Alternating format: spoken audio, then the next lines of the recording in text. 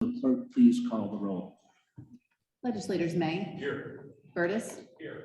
Gunnett. Cody. Abbott. Kuhn. Ryan. Here. Chase. Olson. Here. McBride. Here. Knapp. Here. Bush. Here. Kelly. Here. Kinney. Here. Garland.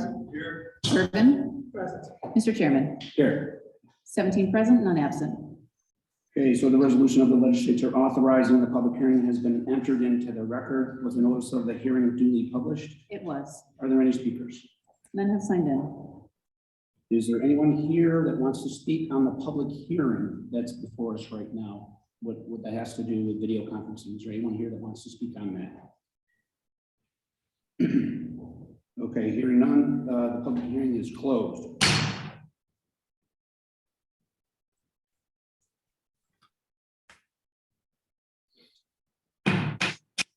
The meeting of the county legislature is now called to order. Will the clerk please call the roll?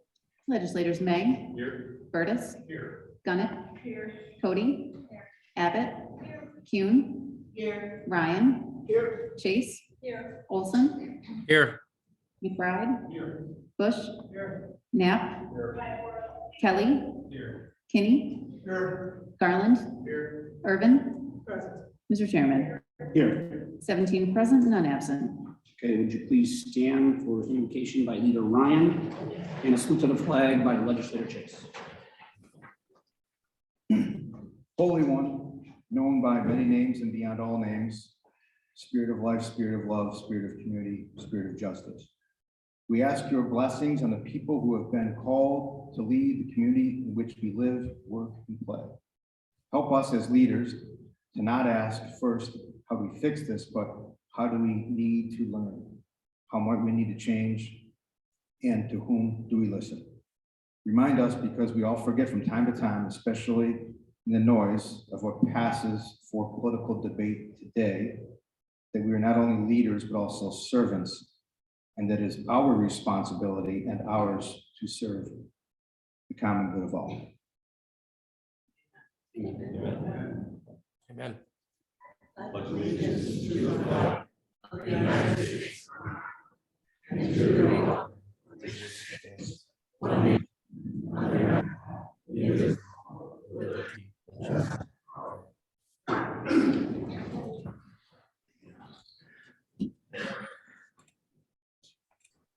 So the minutes of the previous session have been distributed. Are there any corrections to the minutes?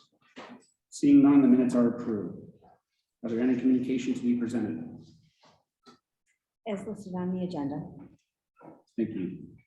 So we will first start with a gold seal presentation by Legislator Garland. Thank you very much, Mr. Chairman. It's a wonderful opportunity before the coming attractions. We'd just like to bring up the family of Toriana Jackson, Princess Toriana Jackson. I've had the pleasure of knowing her mother and father.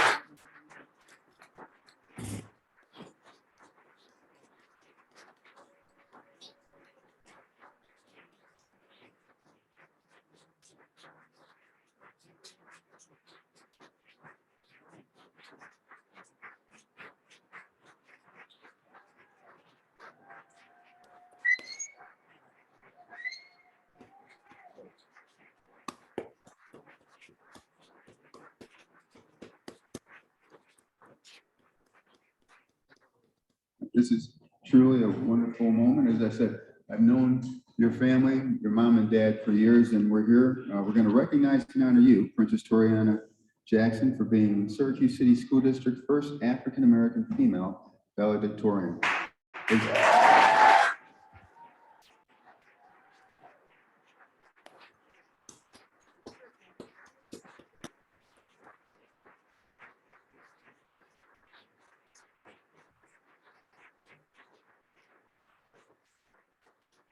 Understand that children are a wonderful part of our life. You're a blessing, right? We want our children to be happy and successful in everything that they do. And every now and then we have a child that exceeds our wildest expectations. And that's what you are. So I know that your mother and father, they're very proud. We're all proud of you. So at this time, we're going to read Would the clerk please read the resolution? read the resolution.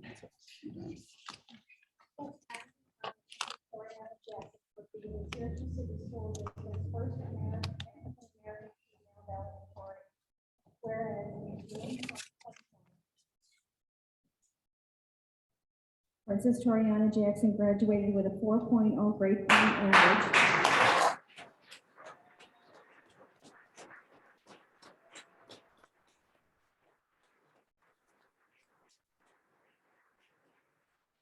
And at the top of her class at Syracuse's Henniger High School.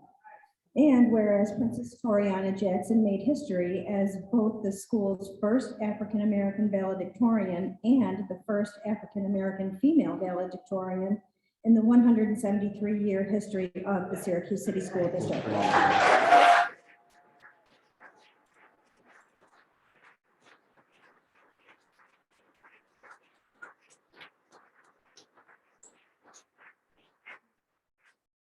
And whereas Princess Toriana Jackson worked hard to excel at school, taking high school classes starting in 8th grade and college classes during high school.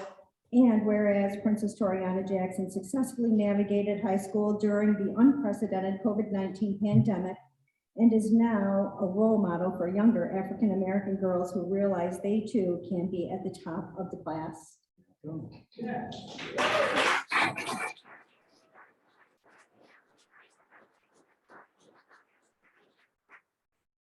And whereas Princess Toriana Jackson is being honored by the Onondaga Historical Association in their local Women of Distinction display, now therefore it be resolved that legislator Charles Garland and all members of the Onondaga County Legislature do hereby recognize and honor Princess Toriana Jackson for making history in the Syracuse City School District and in Central New York.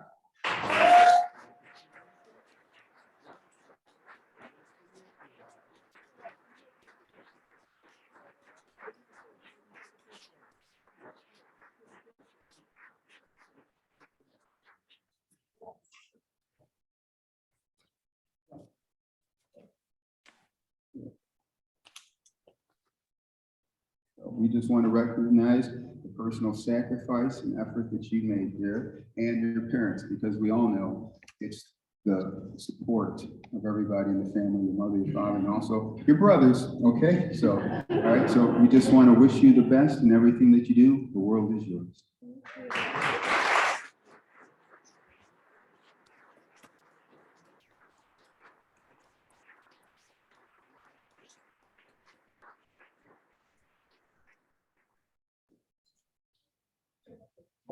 Thank you. Legislator Garland, thank you. So next is the public comment period. I want to ask if anyone signed up because I have a couple pages. And I just want to let everyone know as you come up. Legislator Ryan, did you want to be recognized or are you good? Okay, so. Okay, so let me finish my spiel here. If people would keep their comments to 2 to 3 minutes. I want to let everyone know that the public comment period will end after 30 minutes. Okay. Legislator Ryan, go ahead. I would, Mr. Chairman, if you may, I'll take a recess in a minute and I'll clear this room. if I may, Mr. Chairman, I would like to make a motion that we waive Rule 26, limiting the comment period to 30 minutes. Mindful that those that are signed up to speak, there's many, we limit that to 2 to 3 minutes in respect of those that signed up. Understood. There's a motion on the floor. Linda Urban, second. Okay, we have a second. So this is just a majority vote. We'll determine this motion. And I'll ask the clerk to call a long call.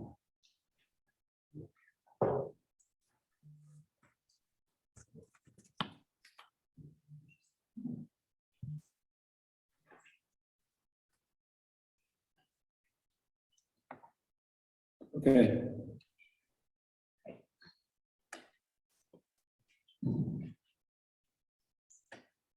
Legislators May, No. hang on, clerk, I'm sorry.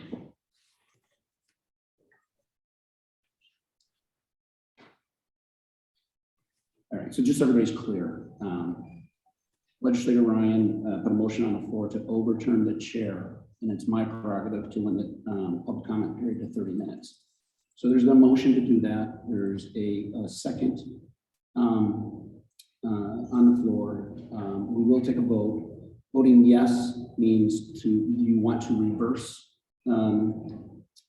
my decision to limit public comment to 30 minutes. Voting no means you want to uphold my decision to limit comment period to 30 minutes. And again, I want to stress to everyone that it's within our rules that public comment can be limited to 30 minutes.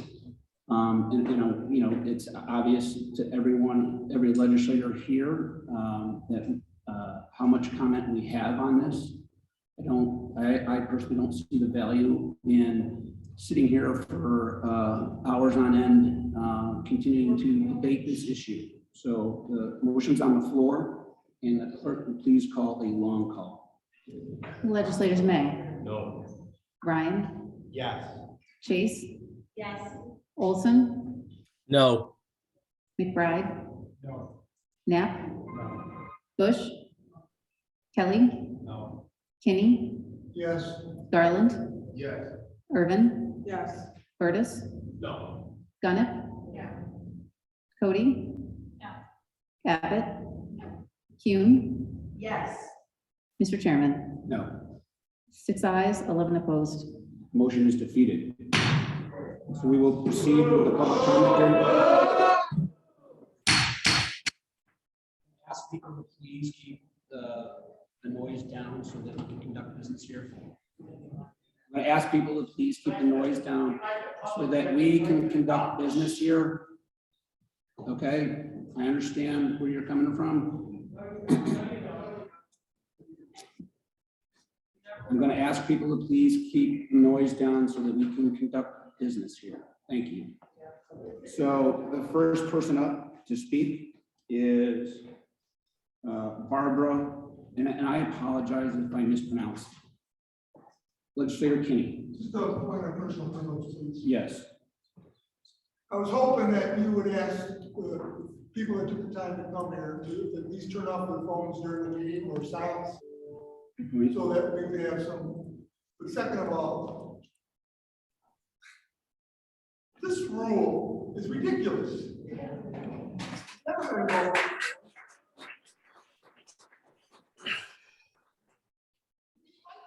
What they have to say, but they have the right to say it. This is voting here. It's voting here.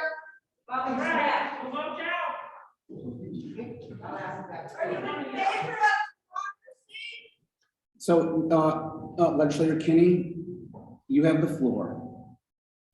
And I would ask people to please keep the noise down, please. It's just beyond my understanding. We all ran for office. We all know what it involved, I believe. And one of the things it involves is listening to the people, whether you like their point of view or not. I mean, I don't want to be here tonight, I'll be honest with you, but if I have to be here, I'll be here tonight. So again, it's my decision whether or not to limit public comment period, and I'm going to limit public comment. Thank you, Mr. Chairman. Yeah. So the first speaker we have, and again, I apologize if I mispronounce anyone's name. Barbara Kemmer-Lawrence. First speaker, Kathleen Morton, would be on deck. Please come forward to the podium.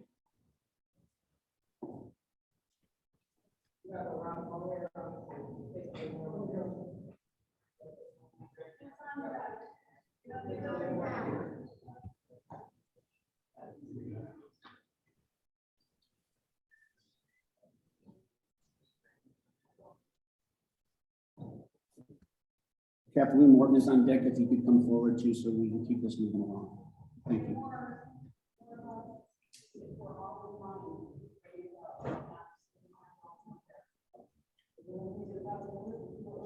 go ahead, Barbara.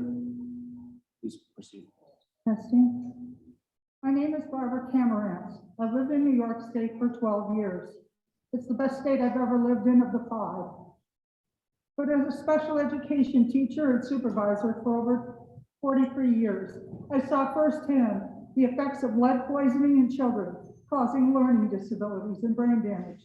These students were often labeled as lead disabled because of what happened to them, because of lead in their drinking water and lead in the air. Last week, Mayor Walsh stated that the cost of replacing lead pipes in Syracuse would be about $100 million. The $85 million surplus now available would pay for 85% of the cost of this, ladies and gentlemen. The remainder of the cost could be available through federal monies through the infrastructure funding. Senator Gillibrand spoke last week about this money being available. It is time to get the lead out. It is time to look at water for people, not for fish. Thank you.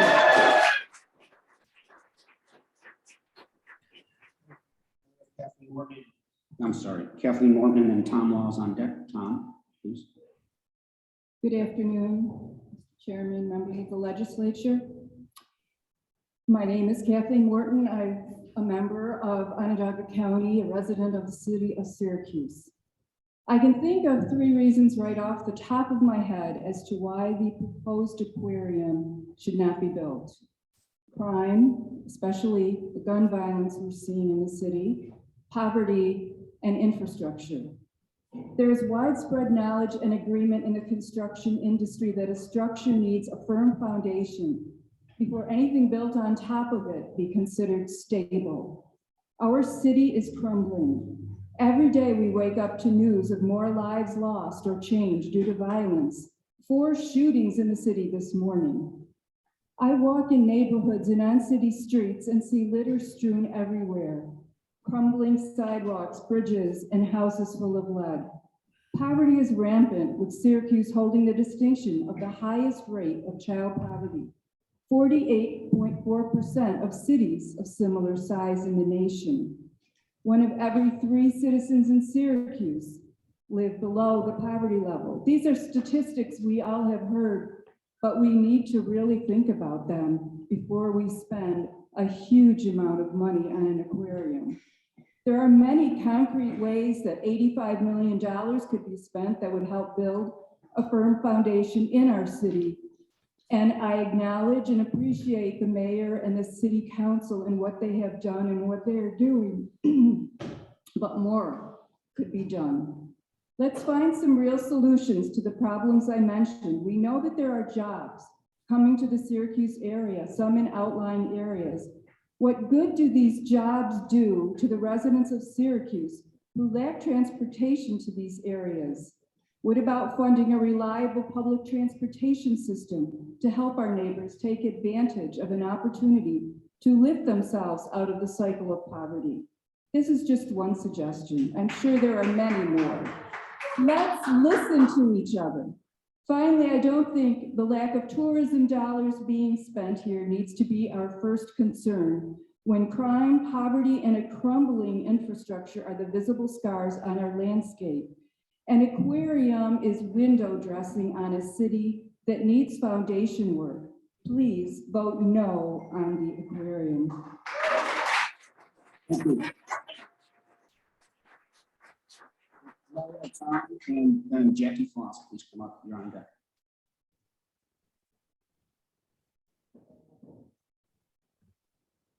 I looked at the feasibility study today, 223 pages.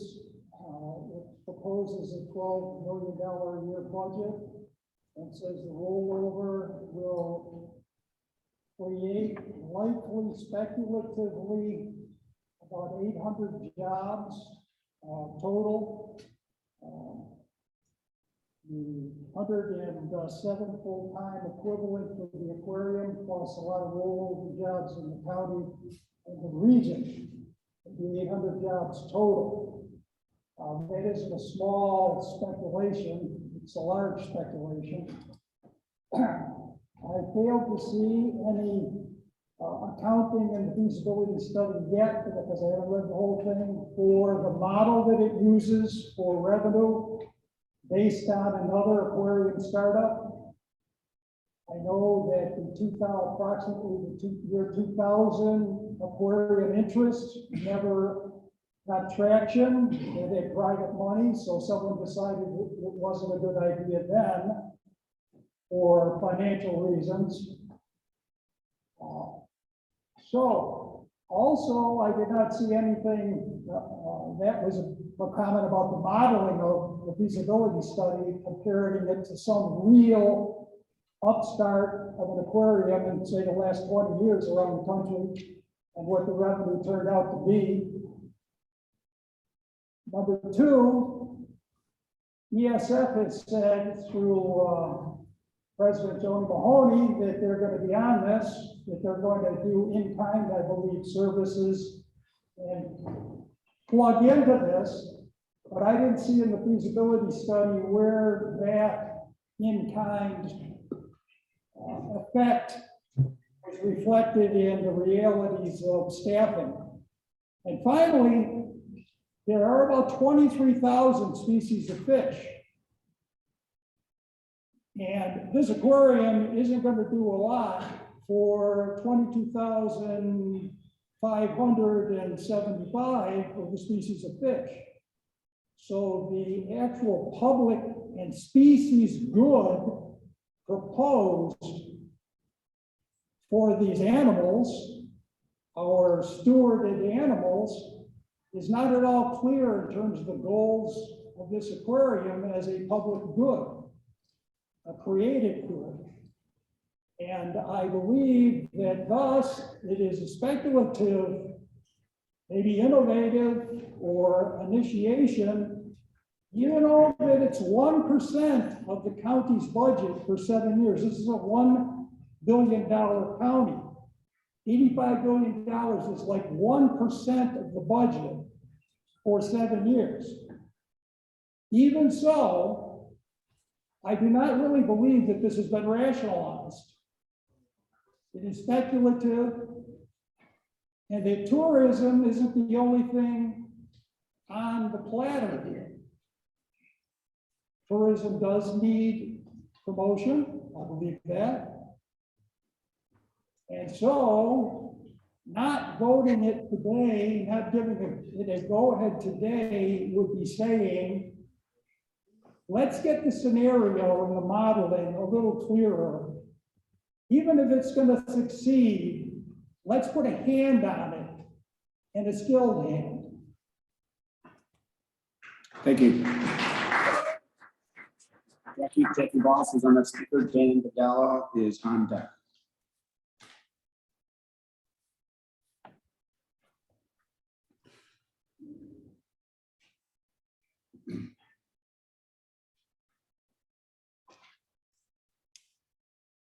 Good afternoon. My name is Jackie Foss, and I'm going to be presenting a statement on behalf of a nonprofit spay and neuter organization called Fixing the Health. And rather than present the same sentiments again on the Animal Alliance behalf, please know that we are of the same opinion with this statement. What is the future we want, and how can we create it? Simply put, we want a healthier, safer, more humane life for everyone. How can we create it? Let's begin by helping residents struggling with health and economic hardships. And let's also help tens of thousands of low-income neighbors who share their lives with their pets. Sadly, Onondaga County is a huge pet resource desert if you don't have extra money. We urge the legislator to set aside 1% of the county surplus funds, a very modest portion, to provide low-cost, sustainable wellness services, including spay and neuter, for the pets of low-income residents. Some folks their eyes glaze over when they hear the word pets, but for many struggling families, their pets are a necessity. Not true, commented a fellow citizen recently to Fixing to Help. Pets could never be considered a necessity.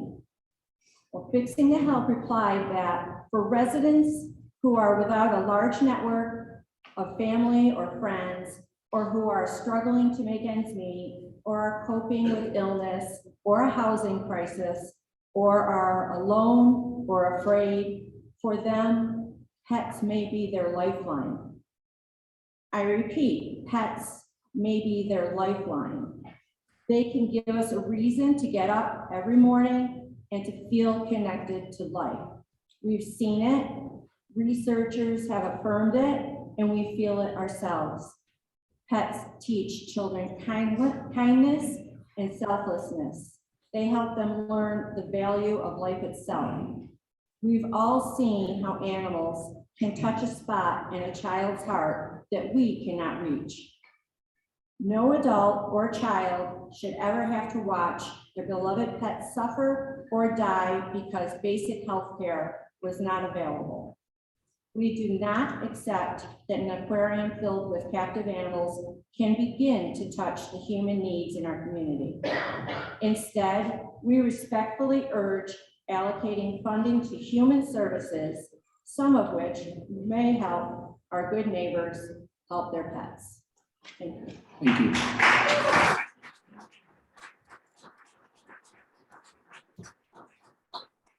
Dan Bedell is coming up. Wendy Vanderwater is on deck. Please come forward. Good afternoon, everyone. My name is Dan Bedell. I'm the local president of CSEA Local 834, which represents county employees. I once again am coming before you all to ask that you oppose the county executive's plan to spend taxpayer dollars on this aquarium project.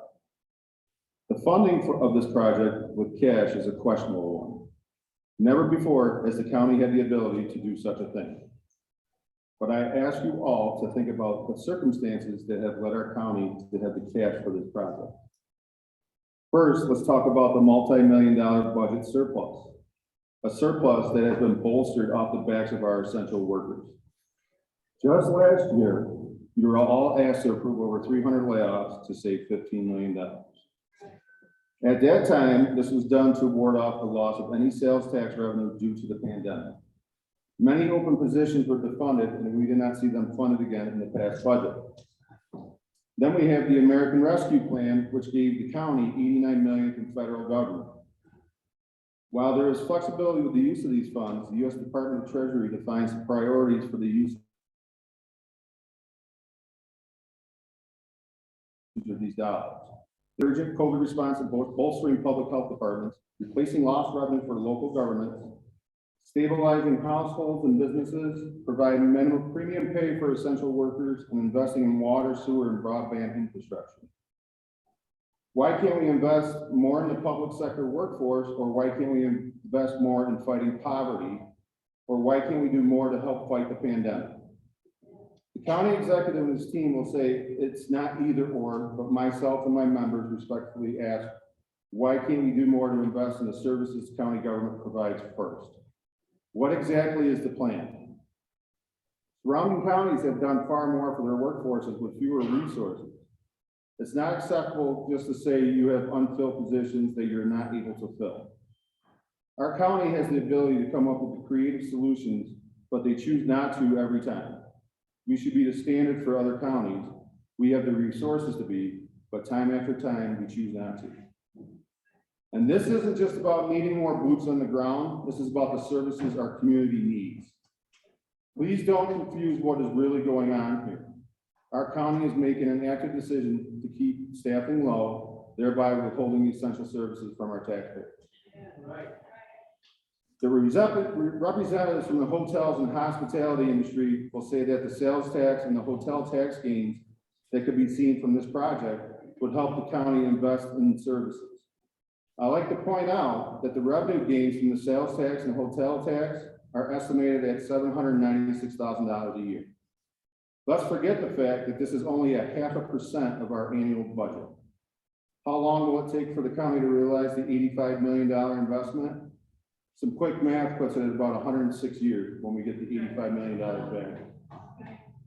The zoo is currently run by county employees. Why can't the aquarium be run by county employees the same way? So many good things have been said about the zoo in this conversation, but people forget it's the frontline union members taking care of the animals and keeping it running every day.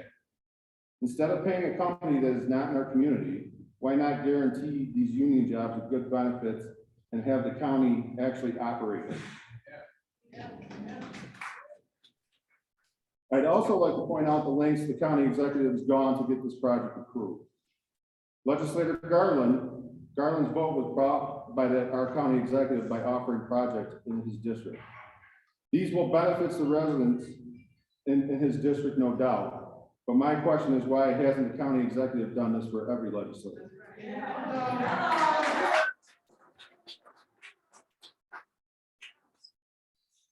Why haven't they done this for every district? Again, I ask you to look at what's really going on here. Almost $10 million in one legislative district, but we can only spend $10 million for housing initiatives across the entire county.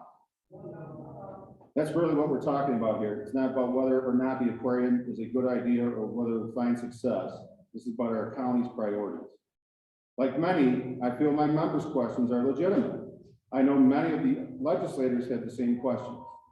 The county's actions, blocking public questions on social media, show the county is not interested in providing any answers to important questions. It's unfortunate that the county executive and his team call anyone who asks these questions against progress or plainly negative. In my opinion, that's no way of reaching consensus. Lastly, if this does pass and one of you was the deciding vote, I hope you were able to get assurances from the county. Like how much the property costs, who will run this, or maybe even a promise of $10 million invested in your district. Thank you.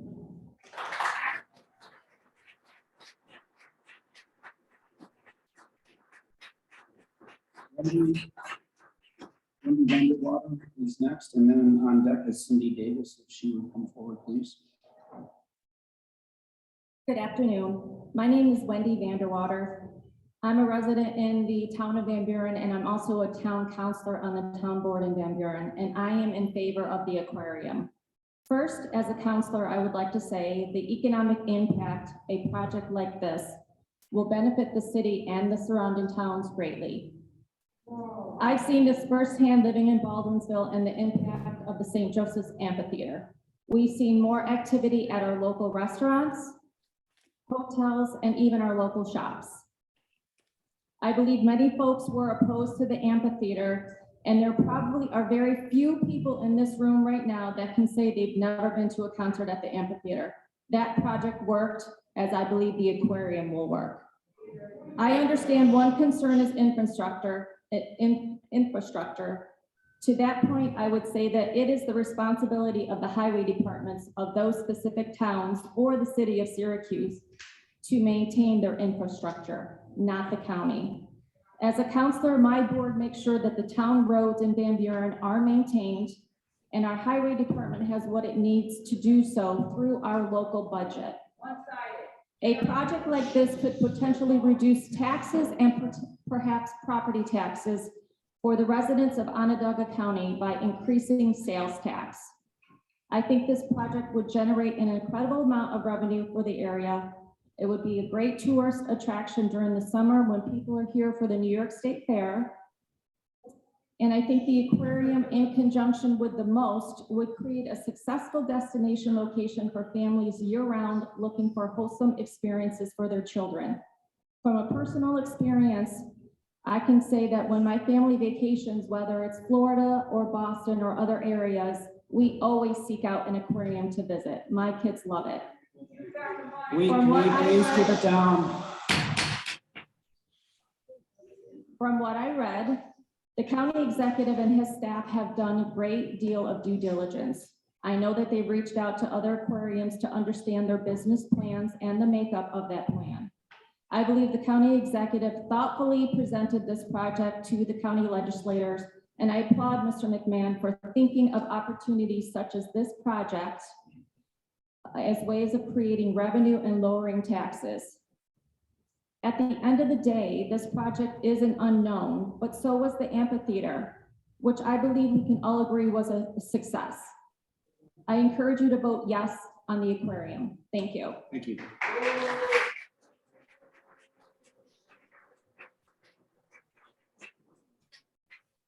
Next, we have Cindy Davis, and then Albert Tubbert is on deck if he would come forward, please. Hi, my position is very clear. I'm not in favor of the aquarium. Although I will say that my father, former DA from a neighboring county, is one of the original 20 businessmen that proposed this to the county. Maybe it was 30 years ago. So we were at a different point in time then. I've been a social worker here since 1975. I moved here in 1970. And I will say that in all the neighborhoods, I work in many, many neighborhoods, and I still do, even as I'm retired, and now I do cat rescue. I just am totally opposed to capturing and imprisoning, whether it is fresh or saltwater marine life. We do not need this. We have these on YouTube, we have them online, we have them on PBS, and we have them in other neighboring counties. And as we know, when we thought we were going to get a lot of tourism money from Destiny, then we found out that we had different parts of the mall that were assigned to different gangs, and people could not go from one area to another wearing the wrong colors without experiencing or expecting or anticipating violence. And violence happens in the parking lot as well. I don't think that that's going to happen at the aquarium, but we do not need the aquarium. And Charles, I'm sorry, but I hope that you reconsider your vote, because it should not be for sale and you should not represent your constituents that way.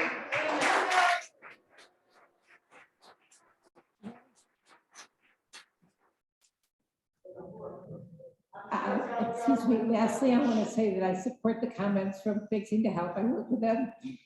And we need, oh, I'm so sorry to be emotional, but I am emotional about it.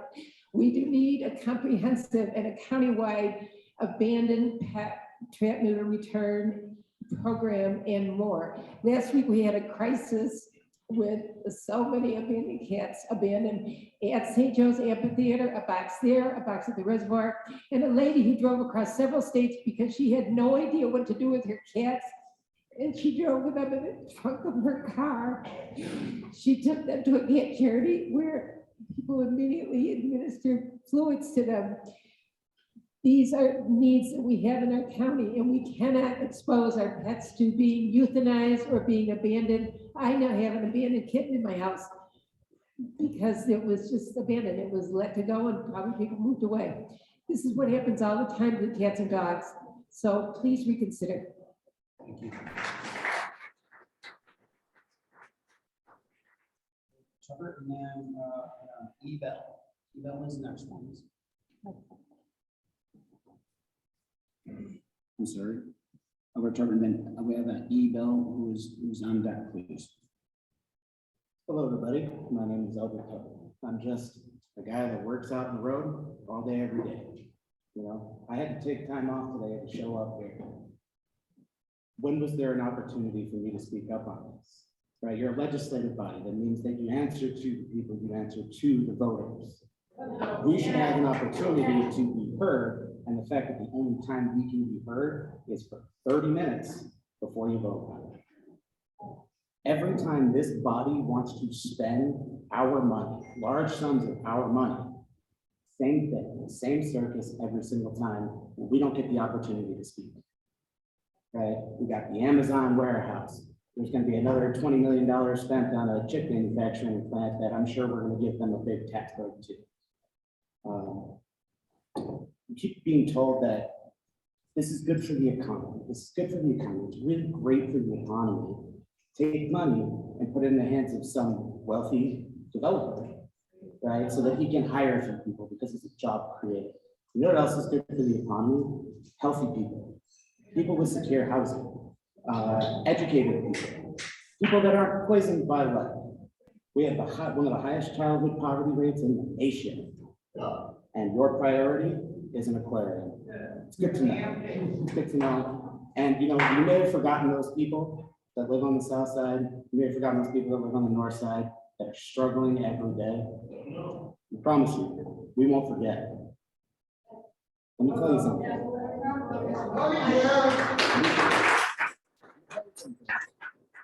This is reality, right? Syracuse is not a tourist destination.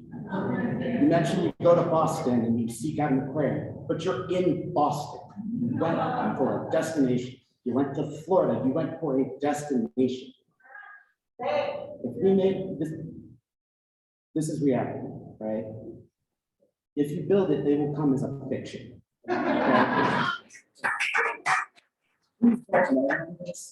And take the time to figure out how to better spend this $85 million in this struggling community. Or just remember that you're the leader of the county with the highest rate of childhood poverty. Congratulations. Thank you. Thank you.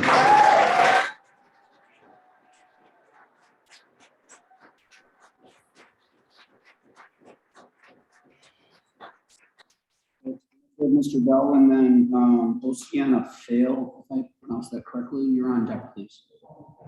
I'm here to speak for those people that's invisible to a lot of people. The people from the south side, north side, east side, and call them constituents. I guess when it's a benefit to you. I heard a news story last night by Legislator Kelly that said he heard all the plans and all the veterans and all the concerns about it, and he's content and he's good with that. But one thing I'm not understanding about what Mr. Kelly said was that had he ever left out his neighborhood and go to another neighborhood where the representative is poorly treated. You know, when they do polls and things like that, I give anyone a brand new $50 bill if you can never show me a mic and a black man or a black woman's face asking their opinion about something. See, this is what we neglected in this city, and you know, as I know, it's a long history of that. This is nothing unique or new.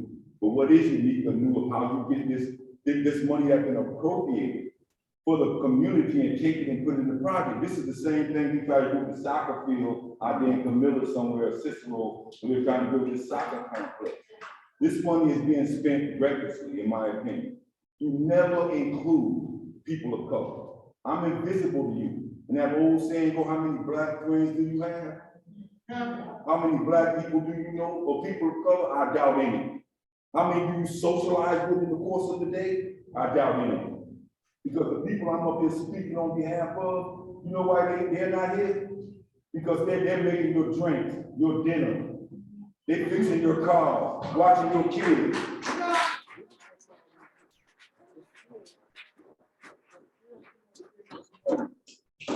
You want to take this money, this pot, and put it in an aquarium. This is New York State, where you might get some 3 months out of the year.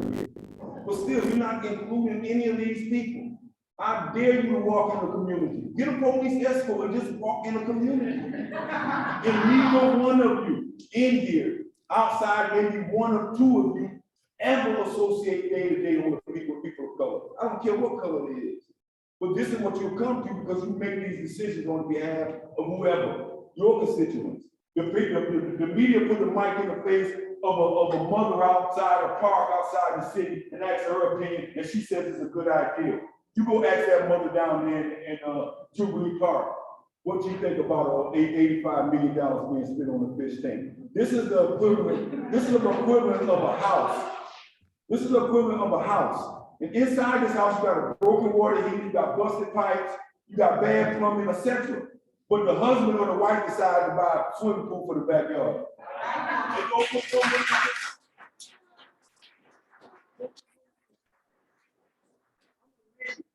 I'm a layman, I'm not schooled in the science of politics and deal making. But what I do have is common sense. And my mother always told me there's no self-defense to common sense. You can't defend facts and common sense. But none of you people that's making this decision challenge me. I bet none of you ever spent time with black people going to black communities. Them are your constituents, no matter what ward you represent. The decision you make affect those people.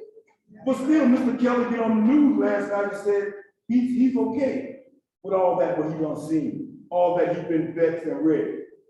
It's almost laughable. My daughter had almost hold me down on the chair. Because it's unthinkable that you go down in a community and invest money in a community and not even be a part of it. Sure, Mr. Garland probably made a deal about housing.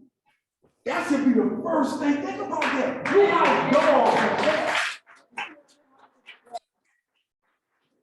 You got slum boys that own 90% of the houses in these neighborhoods. And then you have no legislation even governing these slum boys. So you can look at me in my eyes and tell me that the children, or the mothers and fathers out there fixing your car, watching your kids, tending to your needs, and you're gonna neglect them when the time of need with this whole big bunch of money in your hand. You people are almost laughable to even be legislators. And you go, I don't know none of you.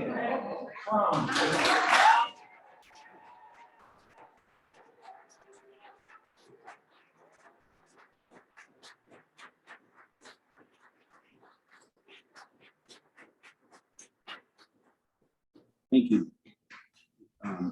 Go ahead. My name is Oceana Fair. I am a lifelong Southside resident, Southside homeowner, and Southside branch leader of Families for Lead Freedom Now.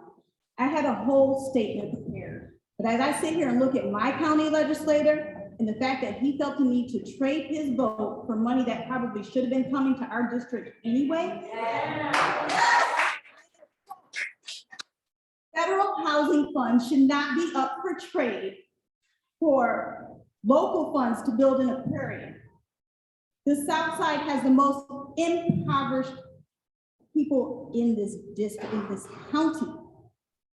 How dare you deny them funds to build housing so that you all can build an aquarium?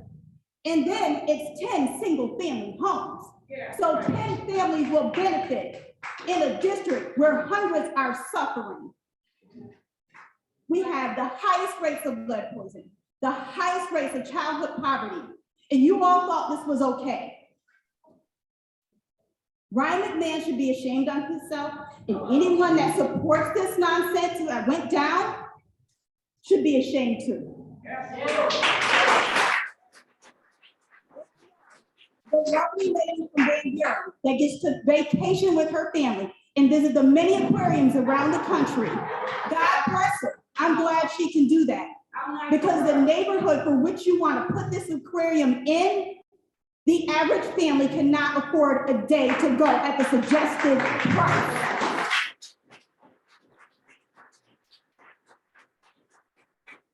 The suggested price does not even cover a week's worth of groceries for the family of four. That family is going to choose between eating and going to an aquarium. It's shameful. It's shameful that that deal was made. It's shameful that everybody is sitting here applauding that deal. And then you had the nerve to go on the media and say you did it. It's embarrassing. Those projects should be funded. Housing should be funded. Human services should be funded. And yes, I know the city, but the county is responsible for human services. So that means that falls on you. Put our children first. That's what you should be doing. Thank you.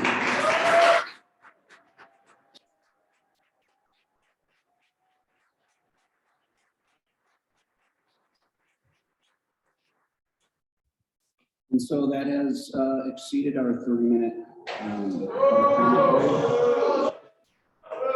And we are going to continue with the rest of our agenda.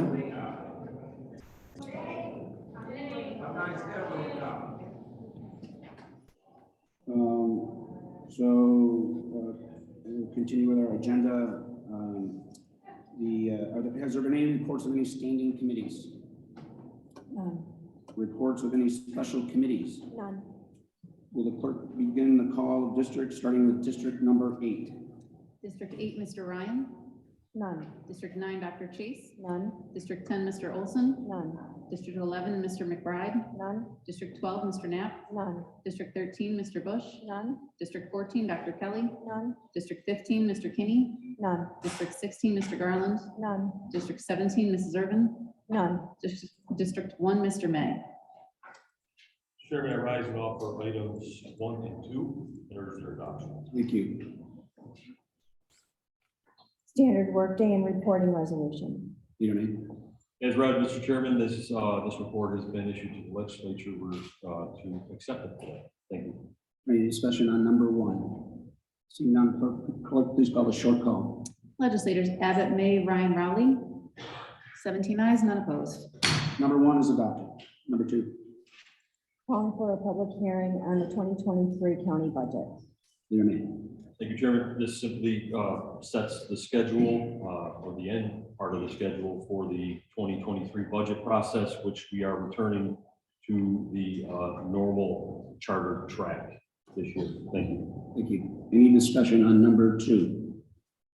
Seeing none, clerk, please call a short call. Legislators Abbott, May, Ryan, Rowley. 17 ayes, none opposed. Number 2 is adopted. Number 3, District 2, Mr. Rowley. Your name. Amending the rules of the Onondaga County Legislature. Your name. Thank you, Chair. Item 3 on your behalf has been to the Ways and Means Committee twice. Has been approved by most members of the Ways and Means Committee. And during those 2 meetings, both the county's law department and legislative council have come to terms on what those rules say. These revised rules accomplish 3 very simple things. One, it modernizes the document in terms of the language used and so on. The second thing it does is aligns our process better with open meetings law. And then the third thing it does is improve the overall process with a better adherence to Robert's Rules of Order, ultimately leaving us with a little bit better of a governance process for their adoption. Thank you. Thank you. Any discussion on number 3? Yes, Legislator Key. Thank you, Mr. Chairman. Normally, this would be simple, because some of these changes are needed. But as long as you're going to keep rule number 26 in there, I can't vote for this. I think it's unconscionable that we even consider it. Thank you. Thank you.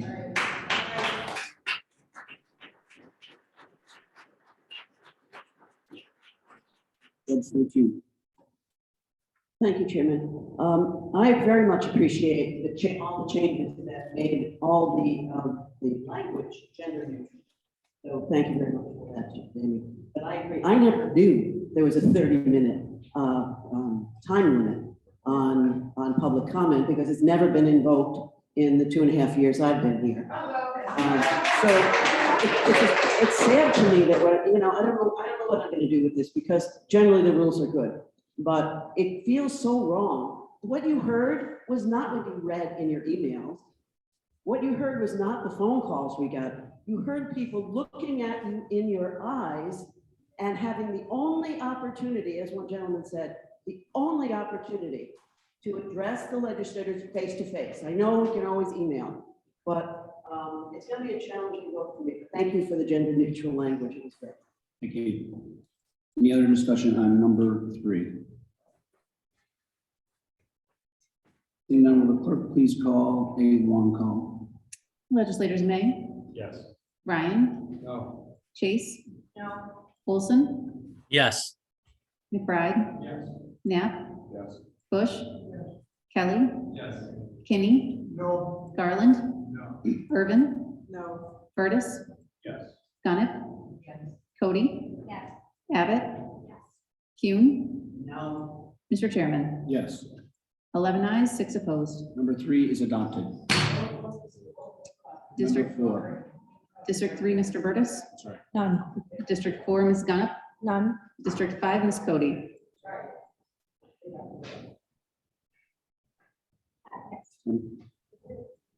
Clerk, do you want to read this in, please? Amending the 2022 county budget to make funds available for construction of an aquarium within Onondaga County. Thank you. Legislator Cody. Yes, thank you, Chairman. I express to present resolution 4. Number. Okay. Is there any discussion on number 4, Leader Ryan? I'm sorry. Legislator Cody, do you have more to add? I'm sorry. Okay, number 4. Obviously,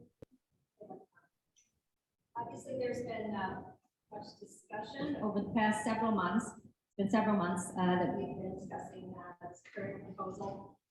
There have been many questions asked, many committee meetings, many questions asked over those months, and it's going in and out on me. Sorry about that. I'll start over. There's been much discussion over a period of several months about the aquarium proposal. There have been many questions asked, much information provided. We've had several committee meetings dating back to late last year. There's also been some misinformation out there, some fueled by political rhetoric, and that is unfortunate. There have been suggestions for other uses for this surplus money, some great ideas, but many which are way out of the scope of our reach here at the county legislature. Today, it comes down to a vote on a capital project, which is part of a larger vision for our community. It's a vision that has been on the drawing board for a very long time. The Onondaga Lake cleanup, the amphitheater, the Loop the Lake Trail, the renovated Mets Stadium, the Creek Walk, and hopefully a revitalized Inner Harbor. We are asked to believe, because no one can guarantee, that our potential for conventions and tourism dollars will increase. Our hotels and restaurants and retail establishments will benefit. And as a Salina legislator, that is a large factor for me and many of the constituents that I meet in the community and at my community meetings. The benefit to the entire county is that new sales tax revenue will be generated, which enables us to keep property taxes down. The educational benefit for students of all ages is very exciting to me. As we saw yesterday, the potential for a major investment in the town of Clay could be imminent, which will bring a huge influx of new residents and dollars to the county. This is not an easy vote, but ultimately the vote is about using surplus funds on an educational and tourism attraction that I believe will grow and enhance our community. So I'm choosing to put my faith in this vision for Onondaga County. Thank you. Is there any other discussion on number 4, Leader Ryan? Mr. Chairman, if you would allow, would I ask for a 2-3-minute recess? Okay. Sure. Yeah, we will recess for probably less than 5 minutes. Thank you.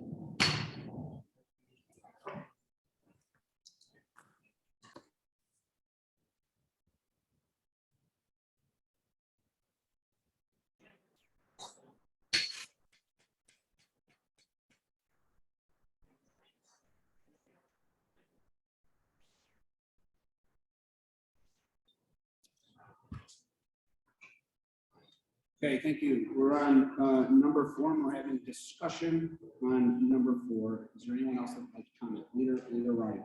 Thank you, Mr. Chairman. So obviously I'm going to be voting no, but I have a couple other, some other things from Ways and Means that were discussed, a couple other issues that I believe for a number of reasons. Number one, first and foremost, I am not convinced, many people that I speak to are as well, convinced that the number of $85,434,751 from last year is going to I think it is, I think truly, I'll use the word, I think it's highly inconceivable to think that due to inflationary consumer price indexes, anything up anywhere from 10, 11, 12%, 10%, that number isn't going to be increased. So without a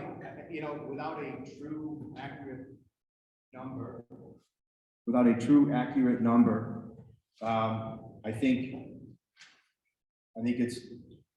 don't think it's a good vote.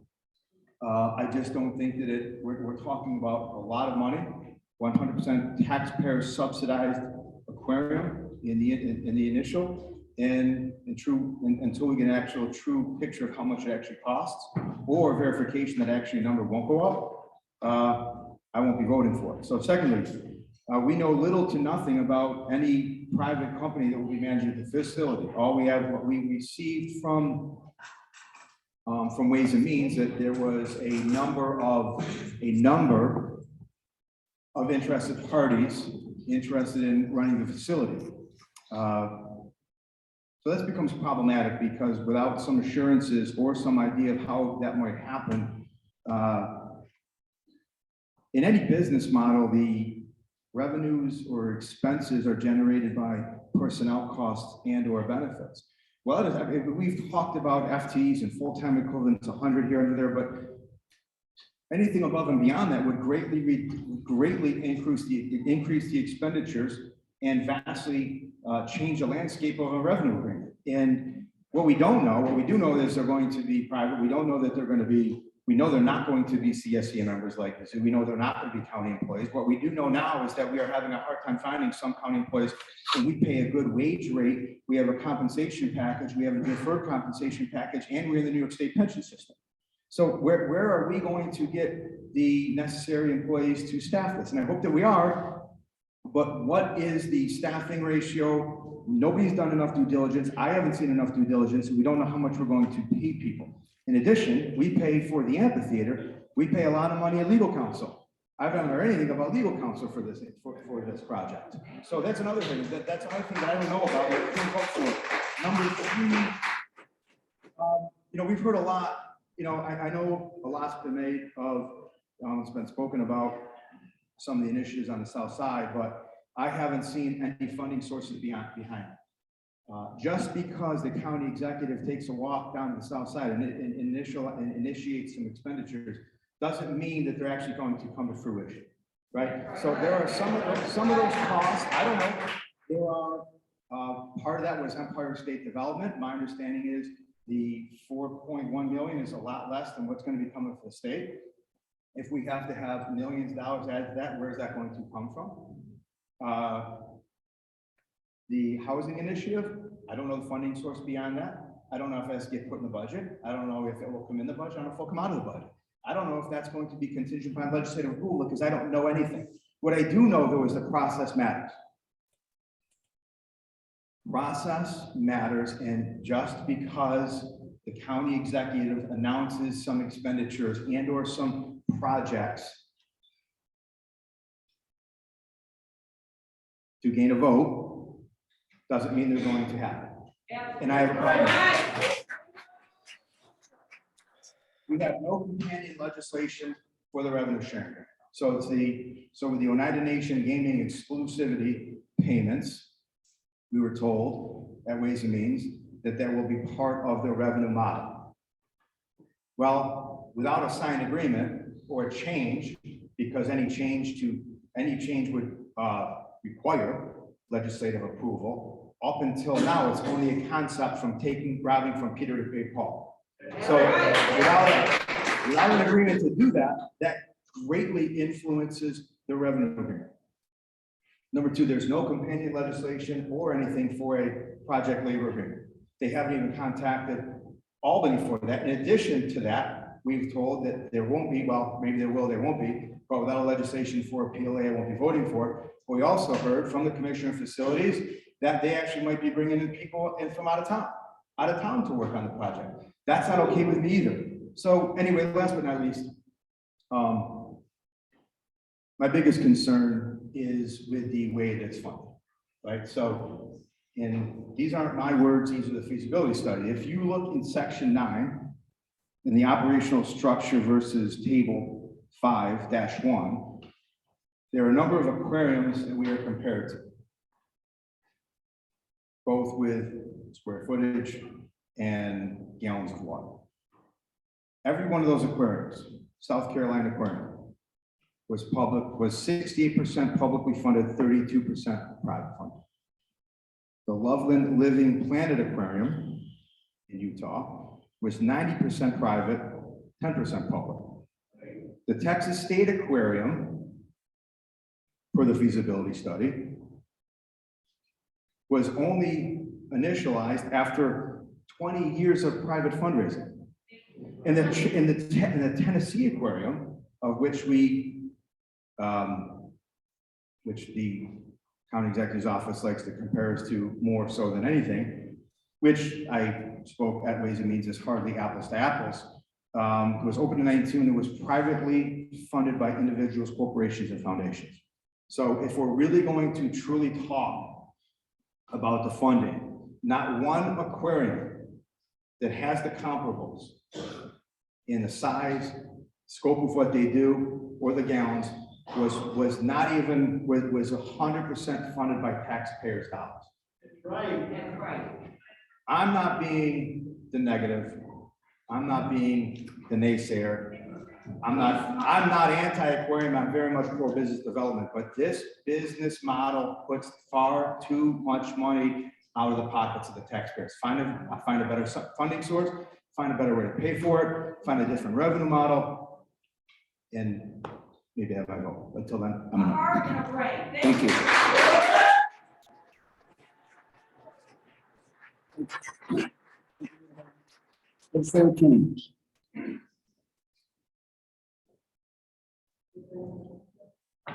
Thank you, Mr. Chairman.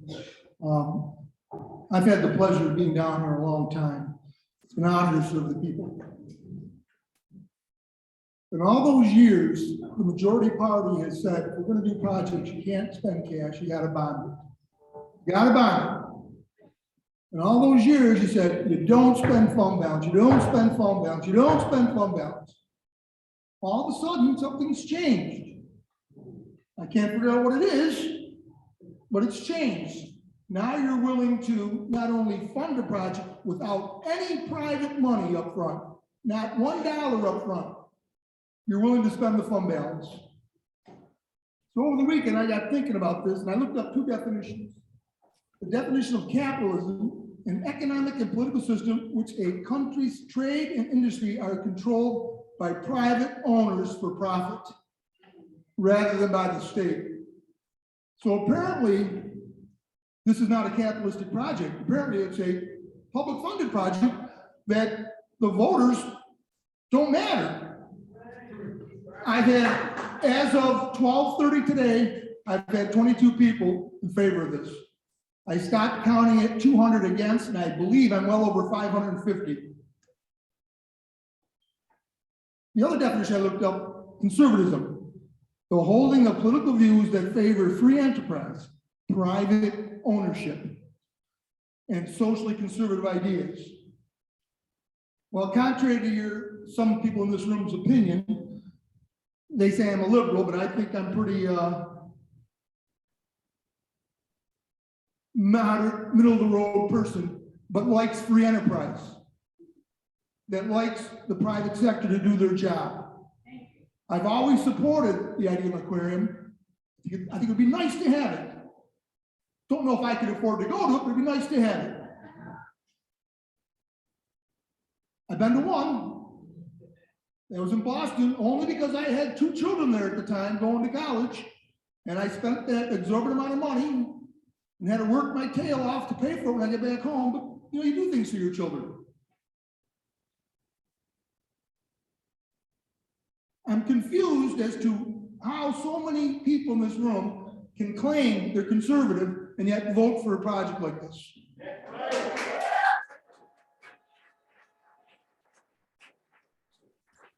It's very misleading to me.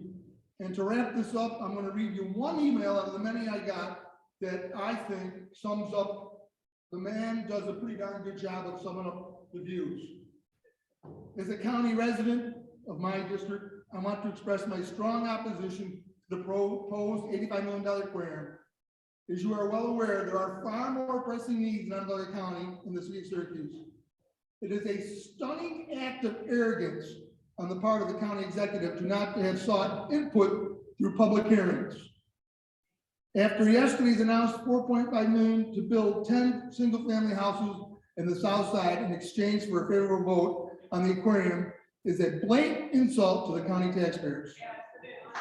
What's more, it does nothing to address the real problems of the south and near west side neighborhoods. Moreover, why do 10 homes cost $4.5 million to construct? If I wasn't so old, I think I'd go in the construction business if you can make that kind of money. Thank you.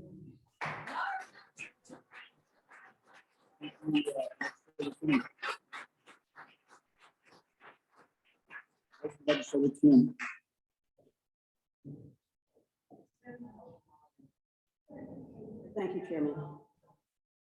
I will be voting no because I believe that this is a basically irresponsible fiscal project.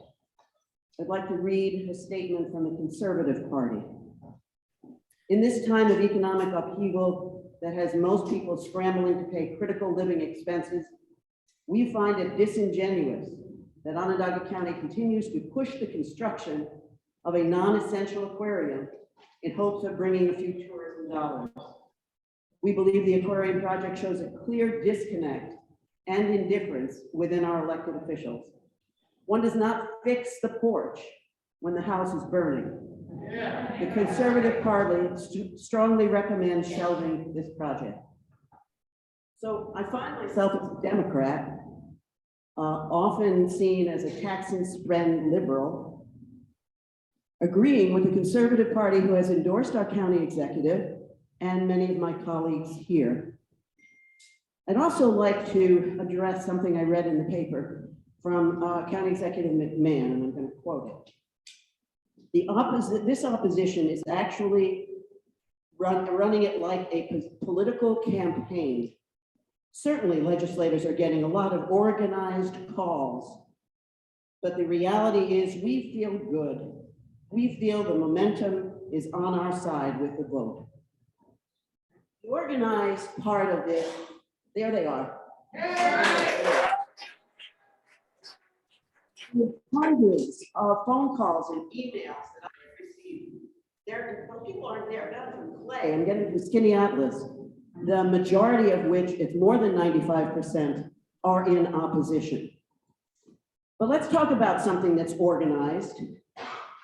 When the county executive has spent the last several months going to community meetings of the arts organizations, of restaurant owners, of universities, of the boards of arts organizations, saying, you know, the county gives you money, so we need your support for the aquarium. That sounds like an organized political agenda.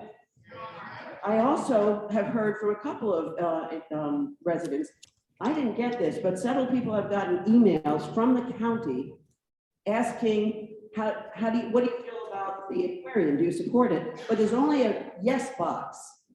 There's not a no box. That is like on the county website where the pretty picture is, and you can sign the petition. It's a petition to support. The county executive never looked for yes or no. It's only been yes. That's why you've got so many people feeling like they've got to say something. There's been very little opportunity for people to speak their mind, except here, where now apparently we're going to be limited. We better be limited every time because this was absurd. This surplus was accumulated during 2 years of a global pandemic when we lived with an austerity budget, despite the fact that all of our departments were struggling. People were quitting because they were so overwhelmed with the work. So the money here belongs to the taxpayers. That's where the surplus came from. We need community input. We need transparency. But most of all, we need transparency, please. Thank you. Thank you.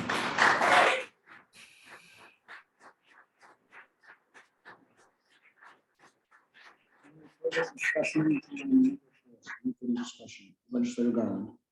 Thank you, Mr. Chairman. I'm going to turn around. I'm going to speak to the people that I know. This is for the ones that know me. You know my heart. You know that I would never do anything against our interest. When we want to speak about these houses, it's more than 10. What we've done is entered into an agreement. The Syracuse Land Bank is going to sell us houses. We've got more vacant houses, vacant lots on our south side than any other place. The understanding is, and you can all call me, I'll email you the map, because those of us that know, we've seen it. The 10 houses is where it starts, and then it's going to spread out from there. One of the reasons why we talk about moving everybody out of pioneer homes and other things, public housing, we're not building any houses. That was one of the reasons we reached that agreement, so that they can build new homes, so that some of the people that live in public housing, they can get their names on those housing lists so that they have home ownership. I heard somebody speak about police. I heard somebody speak about jobs and mass transportation. That's something else that I asked about. It's something called the spatial mismatch between the jobs being built outside of the city. And I asked about that. We have Amazon in Liverpool, Amazon on Kirkville Road, White Pines. I said, why aren't you doing what's called the transportation equity analysis? They are doing that for us. I believe the president of Center State, he's supposed to be making that, and we're waiting. With lead, I know most of you. I have marched with you. I've eaten at your homes. With lead, just because I'm not marching right now all the time doesn't mean that I'm not trying and working for us. We got 3.7 million. That is a start. But more importantly, when Ryan McMahon said they had the funding but no workforce, I reached out. I reached out to the school district. A lot of people don't know. They have the skilled trades. They got plumbing, they got construction, electrical, and some other ones. Ryan McMahon's staff met with the city school board last week. There is an agreement where they're going to institute lead abatement modules so these high school students become lead abatement qualified. They've reached out to contractors, the contractors on board, so that these kids, when they graduate from school in these programs, they will have jobs, living wage jobs that will keep them here in Syracuse. More importantly, the lower classmen or underclassmen, they see that they have hope and there's an opportunity. So please, don't ever think that it's just about 10 houses, because anyone that truly knows me knows where my heart is and who I'm fighting for. Thank you. Any further discussion on number 4? Oh, yes, go ahead. Legislator Garland. Lead pipes was one of the, trust me, but what?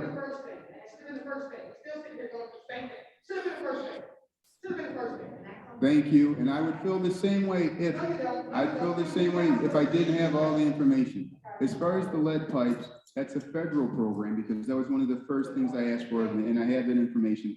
There are all kind of programs, but that's what they said, the lead pipes, that's another thing. But we also negotiated money for homeowners. Well, these are private homeowners, so they can address their code violations. So please, don't ever think, because the media, they like to parse things.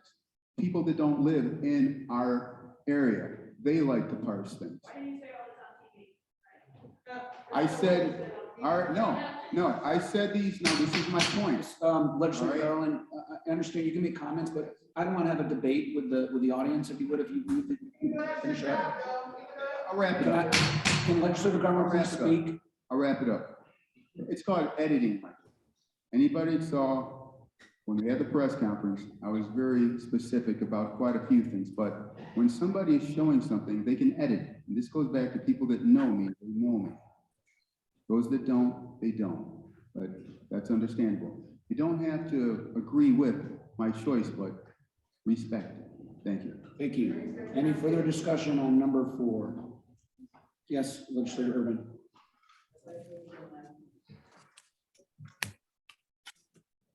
Not to belabor this too much, but I guess I'm the longest serving person sitting here today. I've seen many a year when I've asked for rainy day money to be spent on things that has not been done. Many years when I said we shouldn't accumulate so much rainy day money, and we keep doing that to the tune that we're now sitting on $200 million that we don't know what we're doing with it. And now we're talking about spending $85 million for an aquarium. I cannot understand why I would want to vote for this. I've tried to figure it out. I've tried to figure out some positives about it. I've tried to see what might be good about it. I have not found anything that would make me think I should spend $85 million of the people's money on an aquarium. So I won't be voting for it.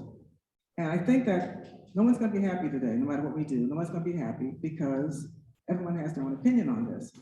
But the bottom line is economic development is certainly primary, and I'm all in favor of that. Tourism is important, I understand that.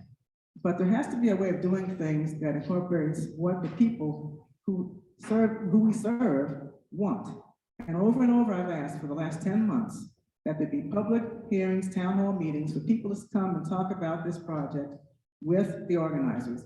And over again, I've been told, we've talked to people. Yes, they've talked to people, but not the right people. They've talked to business people. They've talked to folks who will benefit from building this. They've talked to folks who are you know, in private organizations.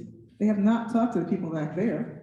They've not talked to people down south side, west side, or north side. Folks who are going to be affected by this going forward have not had a chance to say anything until today, and they had 30 minutes to do that today. So this is not the way business should be done, and this is not a project that we should just smile at and say, okay, it's a good thing. And tomorrow when we vote for this, if the vote is correct, I can't see how anybody can pat themselves on the back that they've done a good job, because they have not. They have not considered what the people want. They've only considered what the county executive wants. Thank you. Thank you, Legislator Irvin.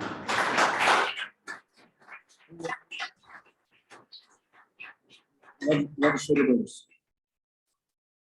Thank you, Mr. Chairman. Be sure today is a difficult day for many of us. I appreciate everybody's service, I really do. But today is the day, and I'm honored to represent the 3rd District here for this historic vote. I have spent hours upon hours, days, months. We've been at this a long time. Previously, I was the chair of Ways and Means, and it came before us. Been talking about the feasibility study. We've been working on every position, every possibility. I'm excited for it to come to a conclusion today. Our country and our county have been through a lot of late, and I want to believe that the future is bright. Our area needs some good news, and there is great opportunity on our horizon. And there is a tremendous amount of work to be done. My time serving in this legislature has been difficult, it's been challenging, something I never imagined I would have the opportunity to do, and I'm grateful. I am sure, as Legislator Urban said, that how I decide here today will not please everyone, but it will be something that I will be able to live with. Today, I stand in the courage of my conviction and believe that my decision is the right one for myself and for those that I represent. Thank you, Legislator. Is there any other further discussion on number 4? Legislator Kuhn. Thank you. This is just a brief comment regarding Legislator Garland. I completely get it, and I think I understand why you and your community met with the county executive. But I find it astonishing that in this legislature in February, we weren't allowed to use the word systemic racism. That's what this is, in my opinion.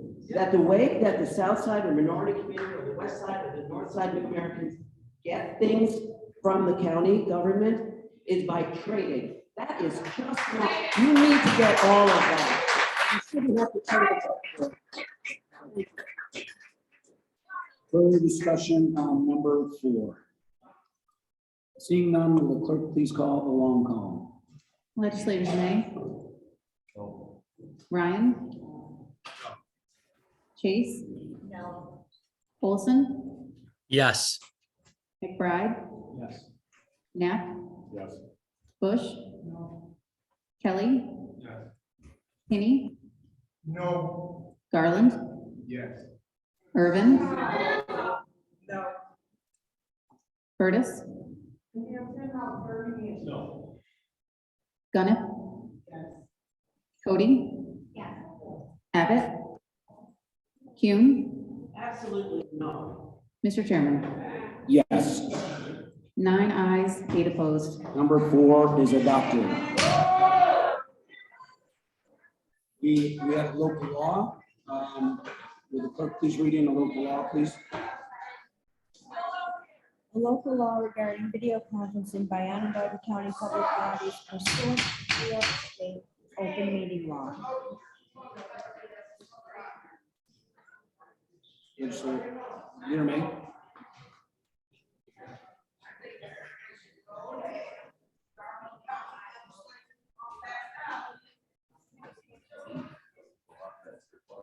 Chairman, item A has also been before the Ways and Means Committee twice. This item is really in alignment with changes to open open meeting law for after